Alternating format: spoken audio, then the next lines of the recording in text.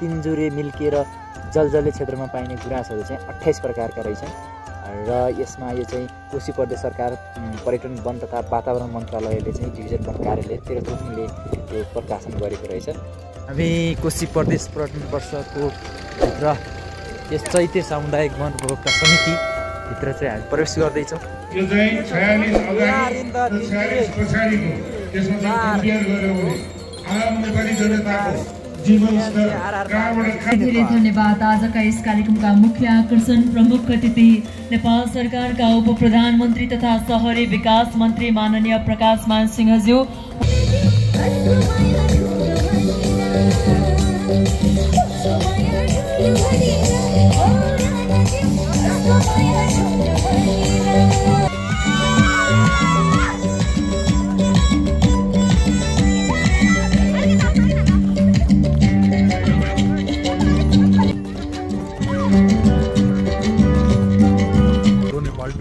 Society Bharat और नेपाल के जो पर्यटन क्षेत्र काम करते हैं और नेपाल की जो जगह है, जैसे भारत में हम नेपाल के बारे में बात करें तो सीधी बात करते हैं कि काठमांडू पोखरा। तो हम चाहते हैं कि यहाँ के जैसे कोसी वन का तेरथुम, धरान है, रामधुनी है, इस प्रकार की जितनी जगह है हम लोग उसका लोगों को सामने लाते हैं और पर्यटन यहाँ लाने की कोशिश करते हैं।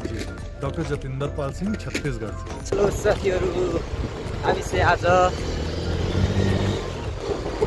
हामी चाहिँ आज कोशी प्रदेश पर्यटन वर्ष 2082 को उद्घाटन समारोह तेह्रथुमको तिनजुरेमा हुन गइरहेको छ र त्यही सभाको लागि एटेन्ड गर्न लागि र कोशी प्रदेशको पर्यटन प्रवर्धनलाई केन्द्र पुर्याउनको लागि आफू पनि घुम्दै तपाईँहरूलाई घुमाउँदै गर्नको लागि गइरहेका छौँ। भिडियो अन्तिमसम्म हेर्नुहोला। तिनजुरे तेह्रथुम जानको लागि हामी चाहिँ पञ्चकन्या कृषि सडक हुँदै अधेरीघाट झर्छौँ र त्यसपछि अखरिवास नगरपालिका भएर हिले धनकुटा पुगिन्छ। सक्नुहुन्छ यो चाहिँ अरुण नदी, सप्तकोशीको सबैभन्दा ठुलो नदी यहाँ देख्न सक्छौँ।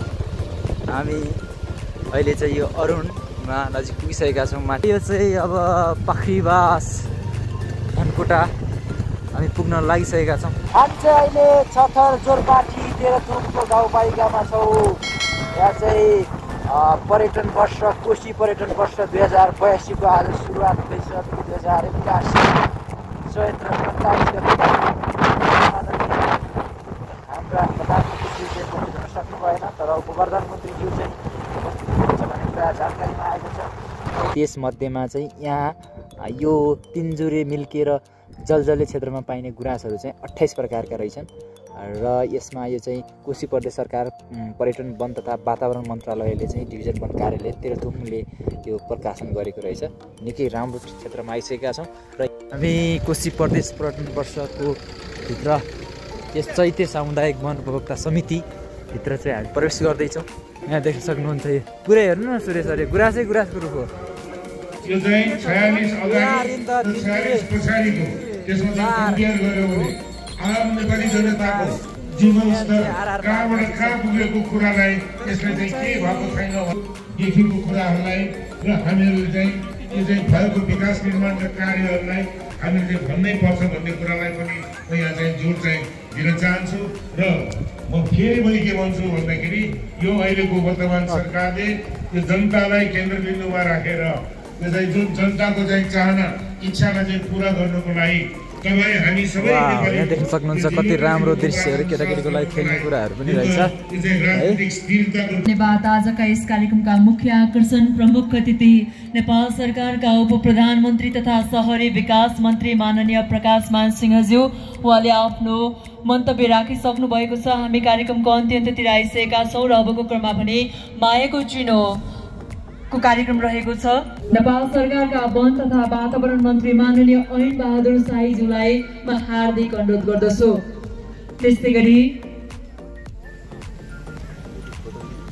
आजका यस कार्यक्रमका प्रमुख अतिथि मुख्य आकर्षण नेपाल सरकारका उप प्रधान तथा शहरी विकास मन्त्री माननीय प्रकाश मान सिंहज्यूलाई मायाको चिनो लिइदिनका लागि म हार्दिक अनुरोध गर्दछु। गुराँसहरू चाहिँ फुलिसकेको तेह्रथुमका प्रमुख जिल्लाधिकारीज्यूलाई पनि मागेको चिनो लिइदिनको लागि हार्दिक अनुरोध गर्दछु। चैती सामुदायिक वन उपभोक्ता संघका अध्यक्ष एवं पदाधिकारीज्यूलाई पनि मागेको चिनो लिइदिनको लागि म हार्दिक अनुरोध गर्दछु। त्यस्तै गरी श्री लालीगुराँस नगरपालिकाका नगर प्रमुख अर्जुन माभुवाङज्यूलाई कार्यक्रममा विशेषतः प्रमुख अतिथिको भाषण ग्रहण गरेर हाम्रो कार्यक्रम गरिमा बढाइदिनु भएकोमा प्रमुख अतिथिज्यूलाई मोरी आभार व्यक्त गर्न चाहन्छु। समयका व्यस्तताका बावजुद पनि यहाँहरू उपस्थित भइदिनु भएको छ। मोरी धन्यवाद यहाँलाई हाम्रो तर्फबाट।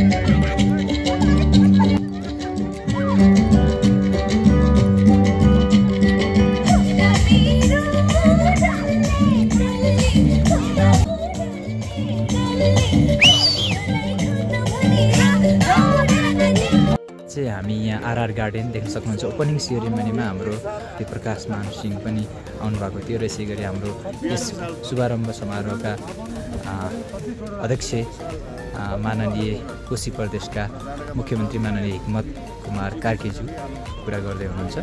यहाँ देख्न सक्छौँ हामी र यहाँ सिक्किम दार्जिलिङ जस्ता भारतका विभिन्न सहरहरूबाट पनि अतिथिहरू आउनुभएको छ। उहाँहरूसँग कुराकानी गर्दै हुनुहुन्छ।